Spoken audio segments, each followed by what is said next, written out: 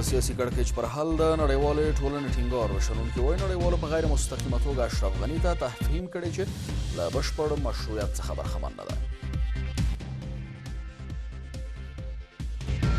دوی دې اوس که رښتیا افغانان ځان بولي، د دې ولس ځان بولي، په دې ولس زړه درد کوي، اوس باید تنازل وکړي، اوس باید دوی ملت ته داسې یو پیام ورکړي چې حداقل د دغه زخمونو باندې یو پټۍ د سولې لپاره د حکومت پر مرکچي پلاوي غبرګونونه امریکامتحد ایالات له دې پلاوي هرکلی کړی، خو طالبان وایي پلاوی حکومتي ده.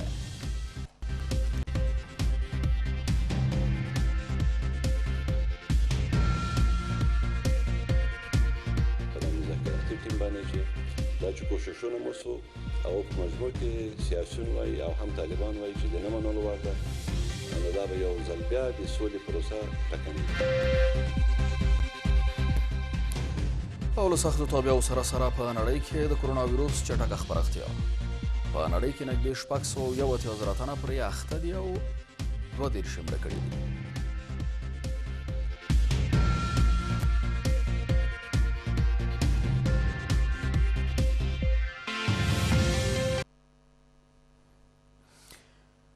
سلام، د شپږو بجو خبري ټولګې ته ښه راغلاست. نن یکشنبه د 1499 هجري لمریز کال د وري 10 او د 2020 میلادي کال د مارچ 9 نیټه ده.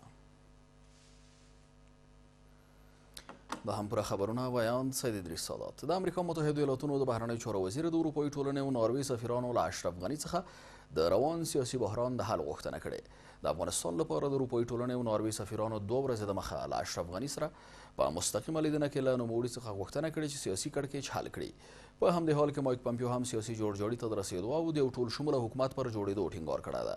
افغان سیاستوال او د ولسي جرګې غړي وایي نړیوالو په غیر مستقیمه توګه ولسمشر ته تفهیم کړی چې له بشپړ مشروعیته برخمن نه دی او نړیواله ټولنه د دواړو ټیمونو ترمنځ د یو ګډ او کمزوري حکومت جوړولو هڅې کوي. افغان حکومت وایي د نوي حکومت جوړېدو لپاره بحثونه روان دي او د اساسي قانون په چوکاټ کې له مقابل اړخ سره هوکړې ته رسیږي. 2 ورځې وړاندې اشرف غني د افغانستان لپاره د اروپایي ټولنې او ناروې سفیرانو سره په کړي ملاقات کې د سولې پروسې او سیاسي وضعیت اړوند مسایلو پر سر خبرې کړي دي. د افغانستان لپاره د اروپایي ټولنې سفیر په یوې خپرې شوې خبرپاڼه کې ویلي دي چې د سولې پروسې سره همکارۍ ته ژمن دي، خو دوی د افغانستان د سیاسي بحران دوام، د تاوتریخوالي زیاتوالي او کووډ-19 تهدید زیاتېدو په تړاو اندېښنه څرګنده کړې. اروپایي ټولنه او ناروې په کلکه توګه د افغانستان سولې پروسې په برخه کې خپلې همکارۍ ته ژمنتیا څرګندوي. دا ډول موږ د روان سیاسي بحران، تاوتریخوالي زیاتوالي او کووډ-19 کرونا وایروس خپرېدو په تړاو خپله اندېښنه څرګنده کړه. موږ پر دې ټینګار وکړ چې ټولې خواوې دې پرته له ځنډه روان سیاسي اختلاف ته حل لار پیدا کړي. په ورته مهال د امریکا د بهرنیو چارو وزیر هم د عبدالله او اشرف غني ټیمونو ترمنځ د سیاسي جوړجاړي له هڅو هرکلی کړی او ویلي دي چې دا اقدامات د افغانستان روښانه راتلونکي سره مرسته کوي. زه په همدې وخت کې د ټول شموله حکومت جوړېدو هڅو سره موافق یم. دا ډول یوې پرېکړې او ګام اخیستل به له افغانانو سره مرسته وکړي چې روښانه راتلونکی ولري. سیاسي جریانونه او د ولسي جرګې غړي وایي چې نړیواله ټولنه هڅه کوي چې د اشرف غني او عبدالله ټیمونو ترمنځ ګډ او کمزوری حکومت رامنځته کړي چې دا حکومت به د لنډې مودې لپاره وي. دوی وایي نړیوالې ټولنې ولسمشر غني ته دا اشاره رسولې چې له پوره مشروعیت څخه برخمن نه دی، نو باید جوړجاړي ته غاړه کیږدي. بینالمللي ټولنه او د افغانستان د حکومت یا د دولت کوم حامیان چې دي د دې هڅه او کوشش دا ده چې داسې حکومت رامنځته شي چې ټول اړخونه پکې شامل وي او بار بار دوی ویلي دي چې دا حکومت چې ډېر 15 کلن خپل عمر پوره نه کړي، د یو لنډ وخت لپاره وي. نو بینالمللي ټولنه هم دا غواړي او ډېر احتمال لري چې د دغه دوه ټیمونو ترمنځ یو توافق رامنځته شي او اساسي قانون نقض شي او داسې یو ضعیف حکومت رامنځته شي چې هغه به د ولسونو د خدمت لپاره هیڅ نوع توانمندي نه لري، فقط دغه کوم بین الافغاني مذاکرات چې دي همدغه به مخکې بیایي. دوی دې اوس که رښتیا افغانان ځان بولي، د دې ولس ځان بولي، په دې ولس زړه درد کوي، اوس باید تنازل وکړي. اوس باید دوی ملت ته داسې یو پیام ورکړي چې حداقل د دغه زخمونو باندې یو پټۍ، نه دا چې په دې زخمونو باندې دوی هره ورځ مالګه شیندي. خو ولسمشرۍ ماڼۍ وایي د نوي حکومت جوړېدو لپاره بحثونه روان دي او داسې کابینه به انتخاب شي چې شایسته سالاري او ملي مشارکت پکې په پام کې نیول شوی وي. خو دا اقدام به د اساسي قانون په چوکاټ کې وي. تعهد حکومت افغانستان است که حکومت نو، کابینه نو که ساخته میشه، یک کابینه باشه که موثریت دو باشه، یک کابینه باشه که با اساس شایسته سالاری باشه و یک کابینه باشه که مردم افغانستان در او نقش خود را ببینن، مشارکت مردم افغانستان در او تأمین شده باشه و مهمترین که است که هر کاری که میشه در چوکات قانون اساسی افغانستان شود. د اشرف غني او عبدالله ترمنځ روان سیاسي جنجال نه یوازې د سولې پروسه ټکنۍ کړې، بلکې حکومتي ادارو کې د سرپرستۍ لړۍ دوام هم اندېښنې راپورته کړي دي. واشنګټن له وسلوالو طالبانو سره د خبرو لپاره د افغان حکومت د مذاکراتي پلاوي له اعلانه هرکلی کړی دی. د امریکامتحد ایالاتونو د بهرنیو چارو وزیر مایک پمپیو ویلي چې د مذاکراتي پلاوي د جوړېدو له کبله له افغان سیاسي مشرانو مننه کوي او همداراز له غني او عبدالله غوښتي چې د یو ټول شموله حکومت د جوړېدو لپاره د هم خپله ژمنتیا وښیي. د مایک پمپیو تر څرګندونو څو ساعته د مخه وسلوالو طالبانو د افغان حکومت له مذاکراتي پلاوي سره مخالفت وښود او ټینګار وکړ چې پلاوي کې ټولو اړخونو ته ونډه نه ده ورکړل شوې او دوی له دې پلاوي سره خبرې نه کوي. خو افغان حکومت وایي دوی د سولې خبرو لپاره د طالب پلاوي په اړه کوم ملاحظات نه لري، نو لازمه ده چې طالبان هم لاس په کار شي او د پلمو له جوړولو لاس واخلي. یو شمېر سیاسي شنونکي په دې باور دي چې د حکومت له لوري مذاکراتي پلاوي کې د ټولو اړخونو له پامه غورځول ښایي د سولې بهیر له خنډونو سره مخ کړي. امریکا له طالبانو سره د خبرو لپاره د افغان مرکچي پلاوي لا اعلانېدو هرکلی کړی دی. د امریکا د بهرنیو چارو وزیر وایي چې د سولې لپاره د مذاکراتي پلاوي د اعلانېدو له کبله له افغان مشرانو مننه کوي. نوموړي پر خپله ټویټر پاڼه لیکلي: زه د افغانانو د خپلمنځي خبرو د بریالیتوب لپاره د یو مذاکره کوونکي پلاوي د جوړېدو له کبله د افغان سیاسي سیالانو مننه کوم. زه د بندیانو د خوشي کولو لپاره د افغان مشرانو د ژمنتیا او د سولې د ټینګښت لپاره د دوی د هڅو هرکلی کوم. خو د مایک پامپیو تر څرګندونو څو ساعته وړاندې طالبانو د افغان حکومت مذاکراتي پلاوي سره مخالفت کړی او ویلي دي چې دا پلاوی ټول شموله نه دی، د امریکا او طالبانو د هوکړې خلاف دی او افغان حکومت د یو اړخ په توګه د نورو لوریو په ګډ پلاوي کې له طالبانو سره په خبرو کې ګډون کولی شي. تر دې وړاندې سپیدار ماړی هم پر دغه پلاوي نیوکه کړې وه او ویلي یې وو چې دا پلاوی ټولیز نه دی. شنونکي د پلاوي په ترکیب نیوکه کوي او وایي پر برخلیک ټاکونکو مسایلو د بحث په هدف په پلاوي کې ټولو اړخونو ته ونډه نه ورکول د سولې پروسه له خنډونو سره مخ کوي. د مذاکراتي ټیم باندې چې دا چې کوششونه مو سو او په مجموع کې سیاسیون وایي او هم طالبان وایي چې د نه منلو وړ ده، نو دا به یو ځل بیا د سولې پروسه ټکنۍ کړي. خو افغان حکومت پر مذاکراتي پلاوي د طالبانو پر نیوکې غوسه ښکاره کړې او وایي چې دا پلاوی له ټولو مطرحو لورو سره تر پراخو سلا مشورو وروسته ټاکل شوی دی. د ولسمشر سلاکار وحید عمر یوې خبري غونډې ته وویل چې افغان دولت د طالبانو پر پلاوي ملاحظات نه لري، نو لازمه ده چې دوی دې هم نور له پلمو تیر شي او د سولې پروسې د بریالیتوب لپاره د اړخیزو اقداماتو ته اړتیا ده. د موږ غوښتنه له طالبانو څخه هم دا ده چې نور د دوی بهانې نه لټوي.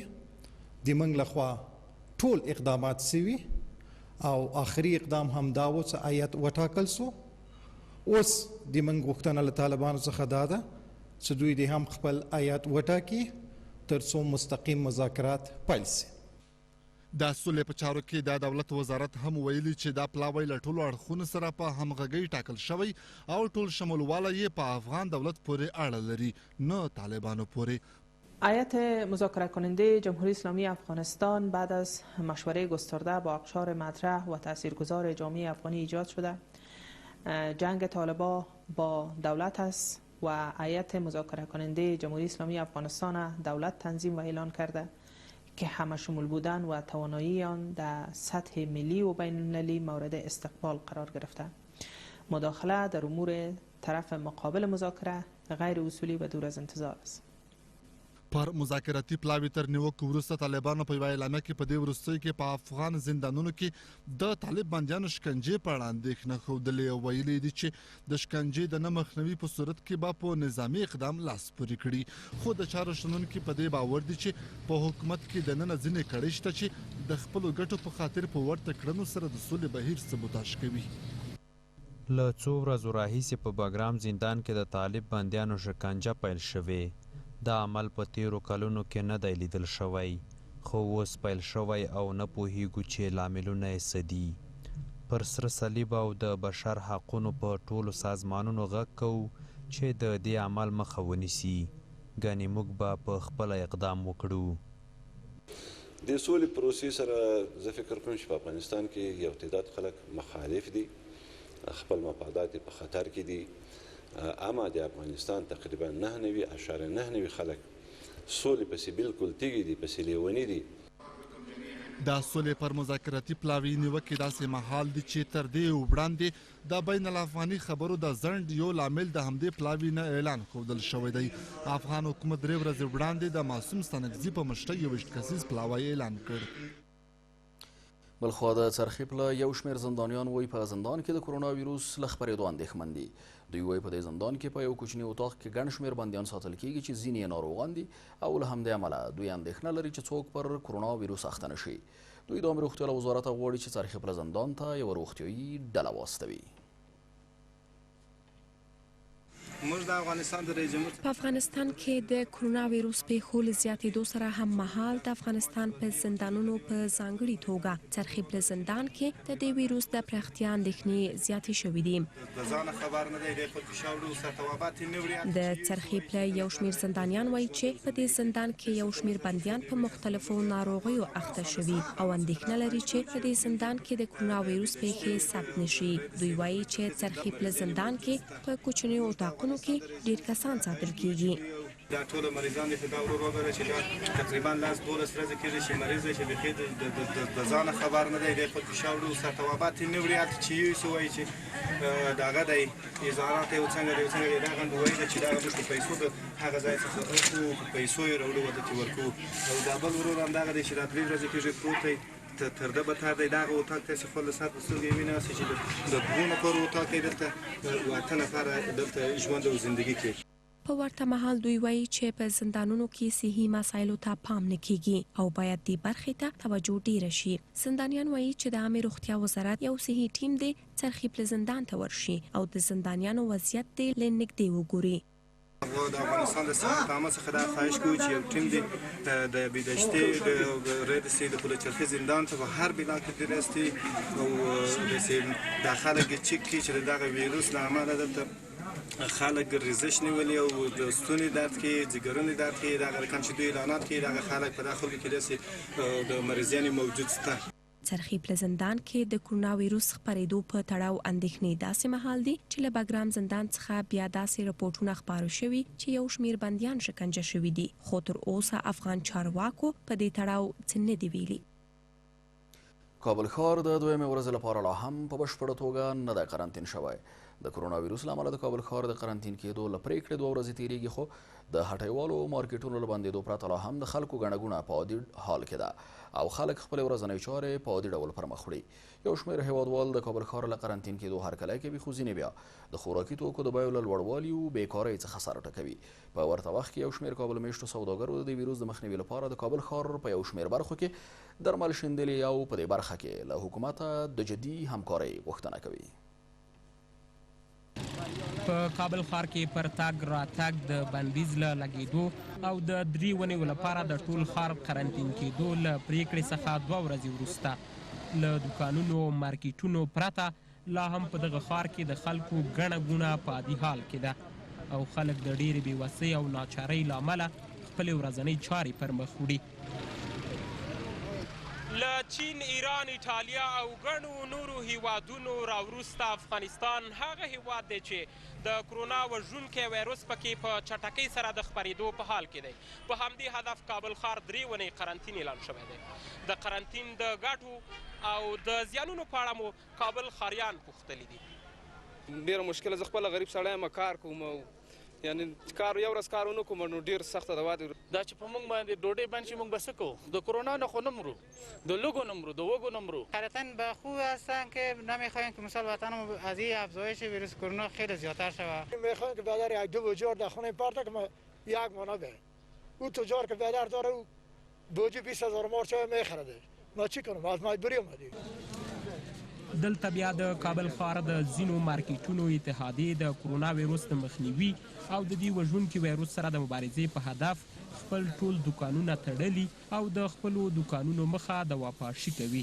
دوی له حکومت څخه په دې برخه کې د جدي همکارۍ غوښتنه کوي. ما این روز عملا کار ما را اجرا کردیم. امروز هم تیم ما دوچند تیم دواپاشی دوچند شده که انشالله الرحمن که امروز ما در سایه مندهی در تمام کوچه‌های مندهی مواد ضد عفونی را تطبیق میکنیم. که دولت نه موږ دا تقاضا ده لکه د موږ چې نن دغه دکانداران دغه رؤسا د مارکیټونو دا راټول شوي دي او په دغه ورځ کې نن د کرونا په ضد باندې مبارزه ده چې دواپاشي کوو، دوی د موږ سره همکاري وکړي. یو شمېر کابل ښاریان چې په لاسي کراچیو ورځ مزدوري کوي د خوراکي توکو د بیو له لوړېدو څخه سر ټکوي، خو د سوداګرۍ خونه بیا یا د ستونزه مني او په دې برخه کې د جدي اقداماتو خبره کوي. قیمتونه خو بیخي زیات د 10 روپو شیال او 10 روپو خوره. 10 روپو په دکان کې اوس نه ورکوي، پخوا یې ورکول اوس یې نه ورکوي. ما سبي 10 روپو بوره ویوړله وایي نشته دی، وایي نه کېږي 10 روپو. قیمتي ها تر رسېدلې ده چې دوکانو ته ودرېږو چې مخکې په مایده چای په هغه په 100 روپۍ اوس یې په 300 ورته بیه کوي. کم نرخ باندې چې کم مواد راځي په هماغه نرخ باندې چې تمامیږي 5% تاجر ګټه کولی شي، نور یې نشي کولی. نو موږ د دې لپاره جدي تدابیر نیسو، نرخ را کنټرولوو. کابل ښاریان داسې مهال د قرنطین خلاف د ښار په واټونو کې په خپلو کارونو او ورځنیو چارو بوخت دي چې له هرات ولایت وروسته 2 ورځې وړاندې د حکومت لخوا د 3 ونیو لپاره کابل ښار قرنطین اعلان شوی دی. د کرونا ویروس سره د مبارزې او د دې وژونکي ویروس د مخنیوي په هدف دا 2مه ورځ ده چې کابل ښار قرنطین شوی. تر ډیره لیدل کېږي چې دوکانونه او مارکیټونه هم بند شوي دي، خو د خلکو ګڼه ګوڼه او تګ راتګ په خپل حال دی. دا په داسې حال کې ده چې تېره ورځ کورنیو چارو وزارت د جدي ګرځبندیز خبرداری ورکړې وه. محمد وسیم وصال، کابل نیوز، کابل. د کرونا ویروس له امله د تورخم او سپین بولدک دروازې د 2 ونیو لپاره بیا وتړل شوې. د افغانستان د سوداګرۍ او صنایعو خونه وایي له پاکستان سره د صادراتو او وارداتو بندېدو سوداګر سخت زیانمن کړي دي. مسؤلین وایي دا یوه لویه اقتصادي ضربه ده او افغان سوداګر هره ورځ تر 2.5 میلیونه ډالرو زیان کوي. په ورته مهال یو شمېر هغه افغانان چې له ډیورنډ کرښې هغې غاړې ته بند پاتې دي وایي دوی له سختو ستونزو سره مخ دي او ټینګار کوي چې حکومت دې د دوی د راتلو لپاره لاس په کار شي. د کرونا ویروس له امله د تورخم او سپین بولدک دروازې تړل کېدو په کور دننه افغان سوداګر زیانمن کړي او د خوراکي توکو بیې تر بل هر وخت لوړې کړي دي. د سوداګرۍ او صنایعو خونه وایي د سپین بولدک او تورخم دروازې چې د پاکستان له لوري د 2 ونیو لپاره تړلې پاتې شوي افغان سوداګر له لوی تاوان سره مخ او د خوراکي توکو بیې لوړې کړي دي. مسؤلین وایي چې هر ورځ افغان سوداګرو ته 2 یا 2.5 میلیونه ډالر ضرر رسیږي او اوس مهال 10,000 موټر بند دي. دا 10,000 کانټینر تاسو فکر وکړئ چې کدا 10,000 ډالر قیمت ولري چې په هیڅ صورت 10,000 ډالر قیمت نه لري. د 14,000 ډالرو نه د خوراکي موادو قیمت کم نه دی. د یو کانټینر دا تقریبا 2.5 میلیارډ ډالر کی. دا 2.5 میلیارډ ډالر سرمایه د افغانستان دا ولاړه ده او خرابېږي، تاریخ یې تیریږي او دلته په افغانستان کې قیمتي راځي او سختي راځي. که زموږ مقامات جلالتمآب رئیس جمهور د پاکستان د مقامات سره خبرې ونه کړي نو په واقع د افغانستان خلک د ډېر مشکلات سره به مخامخ شي. دنیاوالو باندې هم دغه کوم سره کومک وکړي. موږ بېوسته یو، موږ هغه ولس دی، هغه وطن دی چې 40 کاله دی کې جنګ دی. په ورته مهال یو شمېر هغه افغانان چې پاکستان ته د درملنې او ځینو نورو ستونزو لپاره تللي اوس د ډیورنډ کرښې هغې غاړې ته بند پاتې دي او ګڼو ستونزو سره مخ دي. د دوی د کورنیو غړي وایي چې د پاکستان پوځ له لوري ځورول کیږي او د اوسېدو د ځای کرایې پرې لوړې شوي دي. دوی له حکومت څخه غوښتنه کوي چې د کورنیو د راتلو لپاره دې ژر تصمیم ونیسي. دوستای ما هستن، خیلی مردم هستن اونجا و کتازو ما تماس شدیم و گفتن که اینجا مردم خیلی مشکلات، 100 تا جنازه ها در اونجا هستن، نمیگذارن که داخل خاک خود شون، جنازه را بیارن به وطن خود. دیگه از این خاطر خیلی به مشکلات قرار دارن. موږ له دې دولت نه میله ده، له پاکستان دولت نه ما میله ده چې دوی سره هر دیپلوماتیکه لار چې دوی سره خبرې وکړي او زر تر زره دغه افغانان چې په پاکستان کې بند پاتې دي د دوی په اړه یو تصمیم ونیسي. بلخوا بیا د پاکستان له لوري د سپین بولدک او تورخم دروازې بندېدل په کور دننه عام افغانان زیانمن کړي دي. دوی وایي چې د خوراکي توکو بیو د لوړېدو مخنیوی باید وشي او حکومت باید د دغو بیو مخنیوی او د تورخم دروازې د خلاصېدو لپاره هڅې وکړي. دا خو داسې دی چې لارې چې بندې شي حتمي قیمتونه لوړېږي، نو د حکومت نه زموږ دا خواهش دی چې دې ته توجه وکړي. موږ هم دا تجاران باندې دا باندې غږ کوو چې کوشش وکړي چې د نرخ لوړ نه کړي، یو خو د کرونا له حسابه یو د لارې بندول لګانه. له دې سره په ورته وخت کې له هند څخه کابل ته د یو طرفه ټیکټ بیه هم له $150 څخه $500 ته لوړه شوې. په هند کې میشت افغانان شکایت کوي چې د کرونا ویروس له امله افغانستان ته د الوتکو د ټیکټونو بیه په بېسارې توګه لوړه شوې ده. پاکستان د تورخم دروازه او د سپین بولدک لاره په داسې حال کې د 2 نورو اونیو لپاره بندوي چې افغان حکومت کابل ښار د 3 اونیو لپاره قرنطین اعلان کړی او له ټولو کابل میشتو یې غوښتنه کړې چې په کور کې ووسي. د هند پنجاب اعلی وزیر د دې هیواد له بهرنیو چارو وزیر غوښتنه کړې چې افغان سکان د هند ته انتقال کړي. د پنجاب اعلی وزیر د هند بهرنی چارو وزیر ته په خطاب کې ویلي چې په افغانستان کې ګڼ شمېر سک کورنۍ شته چې غواړي افغانستان پرېږدي، نو باید ورسره مرسته وشي. په ورته مهال په هند کې د سکانو مذهبي مشرانو هم په دې برخه کې د خپلو مرستو له چمتووالي خبر ورکړی ده. په افغانستان کې پر سیکانو او اهل هنودو پرله پسې ترهګریزو بریدونو دغه قومي لږکي د تاړه کړي چې افغانستان د تل لپاره پرېږدي. د کابل په زړه شور بازار کې د برید چې له امله 25 سکان ووژل شول او پراخ نړیوال غبرګونونه وپارول، د هند یو شمېر محلي ادارو غوښتنه کړې چې دولت د افغان سکان هند ته انتقال کړي. د هند پنجاب اعلی وزیر د هیواد له بهرنیو چارو وزیر غوښتنه کړې چې په افغانستان کې ګڼ هندي او سک وګړي شته چې غواړي افغانستان پرېږدي، نو باید ورسره مرسته وشي. ښاغلیه، په افغانستان کې ګڼ شمېر د سیکانو او اهل هنودو کورنۍ دي چې غواړي له افغانستان څخه بهر شي. له تاسو هیله کوم چې هغوی له افغانستان څخه راوباسئ، ځکه په دې بحراني وضعیت کې زموږ دنده ده چې له هغوی سره مرسته وکړو. په ورته مهال هند کې د سیکانو مذهبي مشرانو ویلي چې د هیواد ته د افغان سیکانو د راستنېدو په برخه کې مرستې ته چمتووالی لري.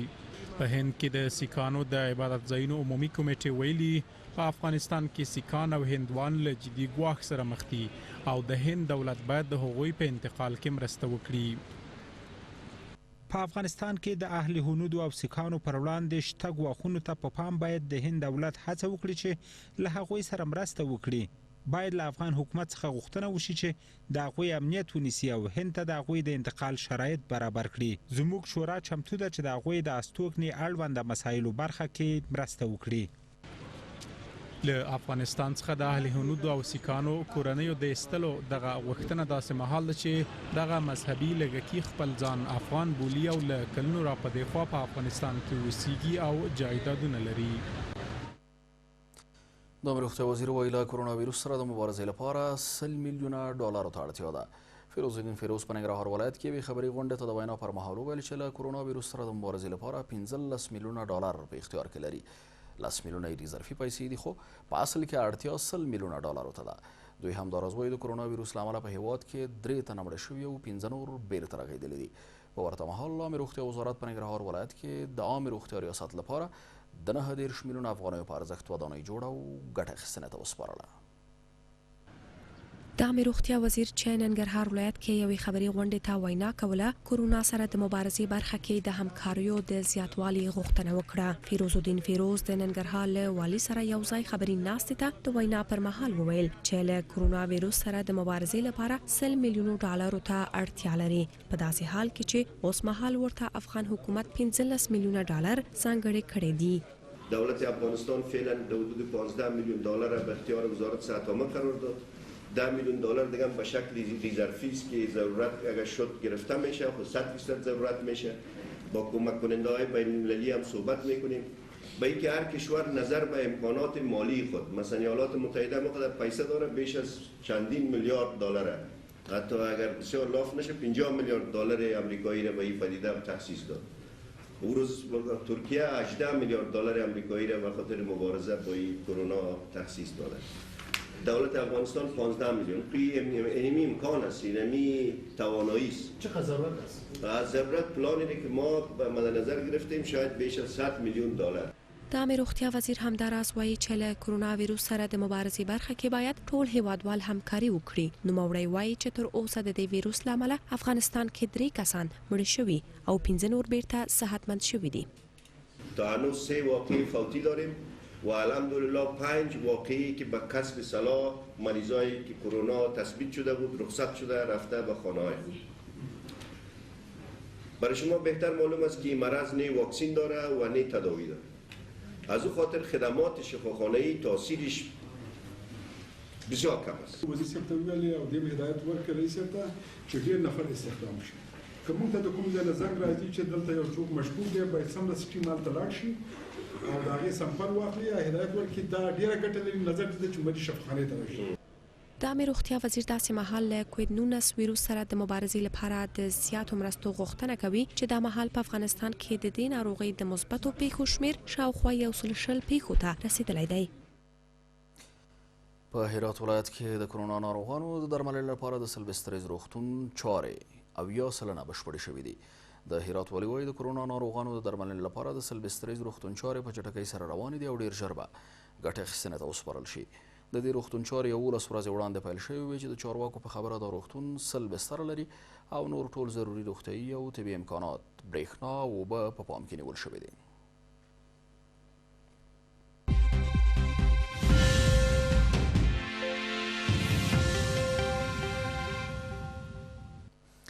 بیا هم ښه راغلاست او دا هم نړیوال خبرونه. د نړۍ په کچه له سختو تابعو سره سره د کرونا ویروس مثبتې پیښې په چټکۍ سره پراخیږي. د یکشنبې تر مازدیګره په ټوله نړۍ کې له 680,000 ډېر کسان پر دې ویروس اخته شوي او 32,000 یې له امله مړه شوي دي. په ایټالیا کې پر کووید 19 د قربانیانو شمېر له 10,000 لوړ او په اسپانیا کې هم 6,600 تنه ته رسېدلی دی. د کرونا د مثبتو پیښو په شمېر کې بیا امریکامتحد ایالات تر ټولو مخکې ده او د هیواد کې پرې تر اوسه نږدې 140,000 کسان اخته شوي دي. وروسته خبر دا چې پر سعودي عربستان د 2 بالستیک توغندیو ناکام برید شوی دی. د دې هیواد پوځ ادعا کړې چې دغه توغندي د دفاعي سیستم په وسیله په هوا کې شنډ کړي دي. سرچینې زیاتوي چې یو توغندی د پلازمین ریاض او بل یې یمن سره پر پوله د جیزان ښار په فضا کې ویشتل شوی دی. ویل کېږي چې دغه توغندیو چرې د استوګنې په سیمو کې راپرېوتې خو د زیانونو په اړه یې څه نه دي ویل شوي. ګمان کېږي چې دا برید به د یمن حوثي ملیشو کړی وي. له دې سره سم روانه خبرې ټولګه په همدې ځای پای ته رسیږي. له ملتیا مننه کوم. تر بیا ښې چارې. خدای پامان.